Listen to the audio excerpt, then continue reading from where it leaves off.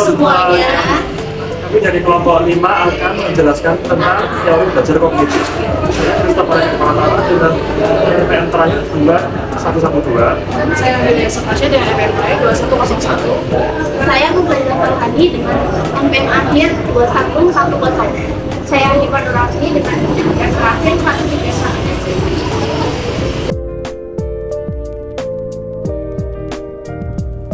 Jadi yang pertama itu ada konsep belajar kognitif. Menurut Imron berpendapat bahwa menurut psikologi kognitif, belajar dipandang sebagai suatu usaha untuk pengertian tentang sesuatu. Pengolahan informasi oleh otak dimulai dengan yang pertama ada pengamatan informasi yang ada dalam lingkungan, yang kedua ada penyimpanan jangka panjang maupun jangka pendek, dan yang ketiga ada penyimpulan atau pengkodean atau penyandian informasi yang tersimpan. Perkembangan Piaget menurut Irawan, aplikasi praktis dari teori ini adalah sangat mementingkan keterlibatan mahasiswa secara aktif dalam proses pembelajaran. Dengan mengaktifkan siswa, proses akomodasi pengetahuan dan pengalaman terjadi dengan baik. Proses belajar terjadi menurut pola tahap-tahap perkembangan tertentu sesuai dengan usia anak didik yang terbagi menjadi 4 tahap. Yang pertama itu ada tahap sensori motor, yaitu pada saat umur 0-2 tahun. Yang kedua ada tahap operasional dari umur 2-7 tahun. Dan yang ketiga ada tahap operasional konkret dari umur 8-14 tahun. Dan yang terakhir tahap operasional formal, yaitu lebih dari 14 tahun. Yang pertama ada sensori motor pada saat umur 0-2 tahun, yaitu dimana si anak ini mengenal lingkungan dengan penglihatan, penciuman, pendengaran, perabaan, dan menggerak-gerakannya dengan kemampuan sensorik dan motoriknya. Pertumbuhan dan kemampuan anak tampak dalam kegiatan motorik dan persepsinya yang sederhana. Kemampuan yang dimiliki itu antara lain yang pertama ada melihat dirinya itu sebagai makhluk yang berbeda dari objek di sekitarnya, dan yang kedua ada mencari rangsangan melalui sinar lampu dan suara, dan yang ketiga ada suka memperhatikan sesuatu lebih lama, yang keempat ada suka mendefinisikan sesuatu dengan memanipulasinya, yang kelima itu ada memperhatikan objek sebagai hal tetap lalu ingin merubah tempatnya. Ada praoperasional, yaitu pada saat umur 2-7 tahun. Tahap ini terbagi menjadi 2, yaitu praoperasional dan intuitif. Pada saat praoperasional, yaitu tepatnya pada umur 2-4 tahun, si anak ini telah mampu menggunakan bahasa dalam mengembangkan konsepnya, walaupun masih sangat sederhana. Yang kedua, pada saat intuitif, yaitu pada saat umur 4-7 tahun, itu si anak ini telah dapat memperoleh pengetahuan berdasarkan pada kesan yang agak abstrak. Dalam menarik kesimpulan itu masih sangat bersifat simbolik dan sering tidak diungkapkan dengan kata-kata. Lalu selanjutnya ada operasional konkret, yaitu pada saat umur 8-14 tahun. Ciri pokok perkembangan pada tahap ini adalah si anak ini sudah mulai menggunakan aturan-aturan yang jelas dan logis. Anak ini dapat mengembangkan pikiran logis, mengikuti penalaran logis, walau kadang masih memecahkan masalah secara trial and error. Lalu yang terakhir ada operasional formal, yaitu pada saat umur lebih di atas 14 tahun. Ciri pokok dari tahap ini adalah si anak ini sudah mampu berpikir abstrak dan logis dengan menggunakan pola berpikir kemungkinan. Model berpikir ilmiah dengan tipe hipoteko deduktif dan induktif sudah dimiliki sang anak dengan kemampuan menarik kesimpulan, menafsirkan, dan mengembangkan hipotesis. Teori perkembangan Piaget ini mempunyai proses belajar yang terjadi melalui tahap-tahap. Yang pertama ada asimilasi, yaitu proses penyesuaian atau penyatuan atau pengintegrasian pengetahuan baru atau informasi baru dengan struktur kognitif yang sudah ada dalam benak siswa. Yang kedua ada akomodasi, yaitu proses penyesuaian struktur kognitif siswa dengan pengetahuan baru. Dan yang ketiga ada ekuilibrasi, yaitu proses penyeimbangan atau penyesuaian mental setelah terjadi proses asimilasi atau akomodasi.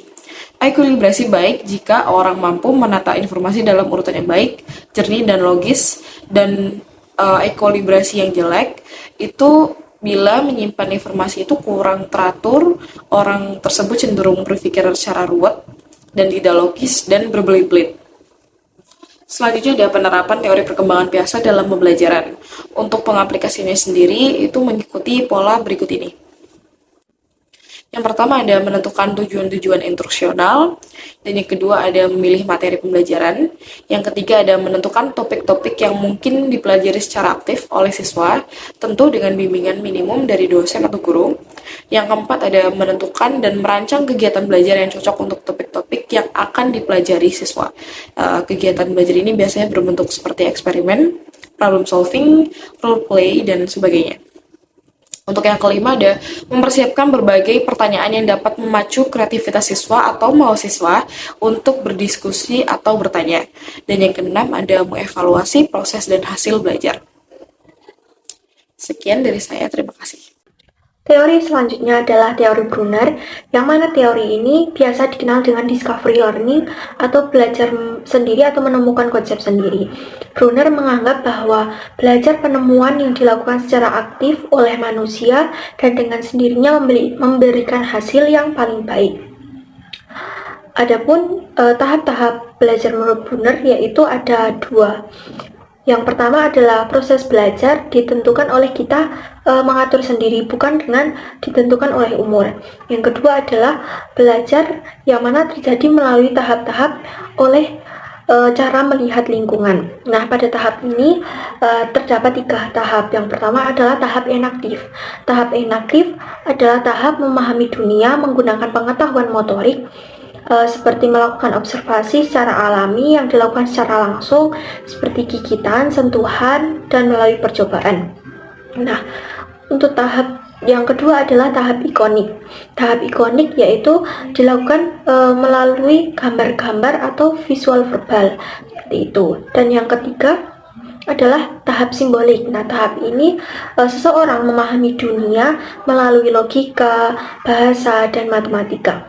Adapun penerapan dari teori Brunner yang pertama adalah menentukan tujuan-tujuan instruksional. Yang selanjutnya adalah memilih materi pembelajaran.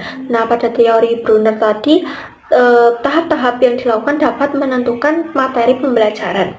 Yang ketiga adalah menentukan topik yang bisa dipelajari induktif oleh pembelajar. Yang keempat adalah mencari contoh-contoh tugas ilustrasi yang dapat digunakan pembelajar untuk memberikan materi kepada peserta didik. Yang kelima adalah mengatur topik-topik pembelajaran sebaik mungkin. Dan yang terakhir adalah mengevaluasi proses dan hasil belajar yang telah dilakukan tadi. Teori belajar Ausubel. Menurut Ausubel 1968, teori belajarnya disebut teori belajar konsep dan teori belajar bermakna. Menurut Ausubel, dalam Dahar, belajar konsep merupakan hasil utama pendidikan.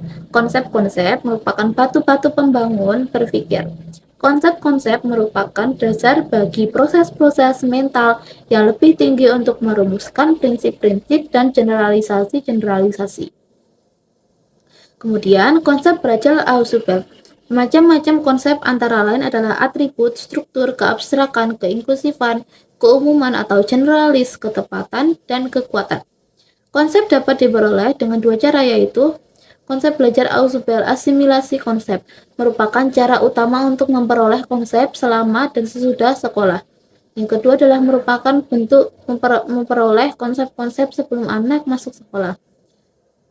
Selanjutnya adalah proses belajar menurut Ausubel. Menurut Irawan, teori Ausubel menekankan pembelajaran deduktif dari umum ke khusus, berbeda dengan pendekatan Brunner yang lebih menekankan struktur disiplin ilmu. Konsep utama dalam teori Ausubel adalah Advanced Organizer atau AO yang berfungsi sebagai kerangka konseptual, penghubung antara pengetahuan yang ada dengan yang baru, dan sebagai fasilitator dalam proses belajar siswa. Proses belajar menurut Ausubel adalah yang pertama, proses belajar terjadi bila siswa mampu mengasimilasikan pengetahuan yang dia miliki dengan pengetahuan yang baru. Yang kedua adalah proses belajar terjadi melalui tahap-tahap. A. Memperhatikan stimulus yang diberikan. B. Memahami makna stimulus. C. Menyimpan dan menggunakan informasi yang sudah dipahami.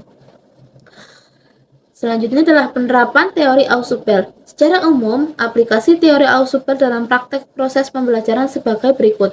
Yang pertama adalah menentukan tujuan-tujuan instruksional.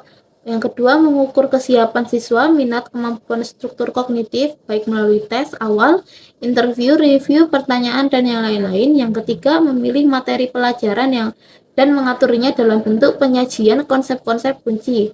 Yang keempat adalah mengidentifikasi prinsip-prinsip yang harus dikuasai siswa dan materi tersebut. Yang kelima adalah menyajikan suatu pandangan secara menyeluruh tentang apa yang harus dipelajari. Yang keenam, membuat dan menggunakan advanced organizer paling tidak dengan cara membuat rangkuman terhadap materi yang baru saja diberikan. Dilengkapi dengan uraian singkat yang menunjukkan relevansi materi yang sudah diberikan itu dengan materi baru yang akan diberikan. Yang ketujuh adalah mengajar siswa memahami konsep-konsep dan prinsip yang sudah ditentukan dengan memberi fokus. Kemudian dari belajar Gani. Ini berpendapat bahwa belajar dipengaruhi oleh dua hal, yakni variabel dari dalam diri individu dan dari luar individu yang saling berinteraksi. Ada 8 jenis belajar menurut Gani. Yang pertama, belajar tanda-tanda atau isyarat, 2 respon stimulus, 3 rangkaian gerakan, 4 rangkaian verbal, 5 belajar membedakan, 6 belajar konsep, 7 belajar aturan, dan 8 pemecahan masalah. Fase-fase belajar Gani. Fase motivasi, jadi belajar harus diberi motivasi dengan harapan bahwa belajar akan memperoleh hadiah yaitu nilai yang lebih baik. Kedua, fase pengenalan, yaitu belajar perlu memberikan perhatian penting dari suatu kejadian instruksional agar terjadi peristiwa belajar. Kemudian fase perolehan, itu informasi yang diperoleh pembelajar tidak langsung saja tersimpan di memori, perlu diubah menjadi bentuk yang bermakna. Kemudian fase retensi, informasi baru yang diperoleh harus dipindahkan ke memori jangka panjang, dapat dilakukan dengan pengulangan, praktik, elaborasi, dan lain sebagainya. Kemudian fase pemanggilan atau recall, itu memperoleh hubungan dengan apa yang telah kita pelajari. Kemudian fase generalisasi atau transfer informasi. Kemudian fase penampilan. Para pembelajar perlu memperlihatkan bahwa mereka telah belajar sesuatu melalui penampilan yang nampak. Kemudian yang terakhir adalah fase umpan balik. Pembelajar perlu dapat umpan balik dari apakah mereka telah atau belum mengerti tentang apa yang diajarkan. Kemudian penerapan teori belajar Gani. Contohnya adalah pengenalan konsep-konsep dasar dalam bahasa Inggris di sekolah dasar. Misalnya struktur kalimat dan kosakata dasar bahasa Inggris dengan bantuan-bantuan visual dan auditori yang menarik. Kemudian membuat peserta didik merangkai konsep-konsep tersebut melalui latihan-latihan dan pemberian catatan yang merupakan rangkuman atau kesimpulan dari apa yang sudah dipelajari. Gamifikasi dapat membantu retensi dan motivasi memori siswa dalam hal ini, misalnya dengan bantuan berupa permainan flashcards dan platform spesifik gamifikasi, contohnya Kahoot. Kemudian teori belajar Gestalt. Teori Gestalt memandang belajar adalah proses yang didasarkan pada pemahaman atau insight. Karena pada dasarnya tingkah laku seorang selalu didasarkan pada kognisi, yaitu tindakan mengenal atau memikirkan situasi di mana tingkah laku tersebut terjadi. Hukum-hukum pengamatan Gestalt sebagai berikut. Pertama, hukum Prägnanz. 2, hukum figure-ground relationship. 3, hukum similarity. 4, hukum proximity atau keterdekatan. 5, prinsip inclusiveness. 6, prinsip common fate atau kesamaan arah. 7, prinsip continuity atau kesinambungan. Dan 8, prinsip closure atau ketertutupan. Kemudian penerapan dari Gestalt. Dari Gestalt adalah banyak dijadikan dasar dalam penggunaan metode pembelajaran dengan menggunakan konsep map atau peta konsep, yang merupakan salah satu metode pembelajaran didasarkan pada metode Gestalt. Kemudian dalam kurikulum 2013 dikenal independensi dalam belajar, yang dimana peserta didik membawa ilmu pada diri mereka sendiri. Problem-based learning termasuk dalam teori Gestalt yang punya keterkaitan. Setelah menggabungkan berbagai hal yang ditemuinya dalam proses belajar, peserta didik dapat menyimpulkan hasil belajarnya, mendapatkan insight, dan dinyatakan berhasil. Sekian video dari kami, mohon maaf apabila ada kesalahan dan terima kasih.